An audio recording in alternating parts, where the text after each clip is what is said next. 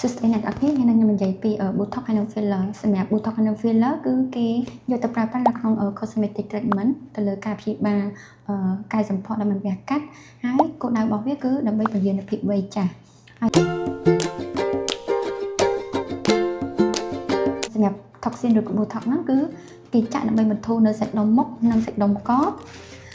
ទៅលើអ្នកដែលគាត់មានស្នាមជ្រួញ fine line ឬក៏ wrinkle ដែលស្នាមជ្រួញខ្លាំងៗអីហ្នឹងហើយសម្រាប់ filler គឺគេចាក់ដើម្បីស្ដារនៅភាពពេញលេញផ្ទៃមុខទៅលើកន្លែងណាដែលគាត់មាន pore អីហ្នឹងគឺគេយកទៅចាក់នៅ filler ហ្នឹងឯង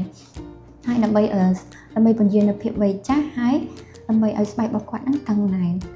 ហើយសម្រាប់ toxin នេះដែរគឺយើងនឹងឃើញប្រសិទ្ធភាពរបស់វាក្នុងរយៈពេល2ទៅ3ថ្ងៃហើយវាអាចស្ថិតនៅក្នុងរយៈពេលដល់ទៅ4ខែឬអាចយូរជាងនេះហើយសម្រាប់ចំពោះfiller វិញគឺវាអាចយើងនឹងអាចឃើញប្រសិទ្ធភាពរបស់វាភ្លាមៗតែម្ដងក្រោយពីចាក់ហើយវាអាចស្ថិតនៅក្នុងរយៈពេលចន្លោះពី2ខែទៅដល់3ឆ្នាំផងដែរ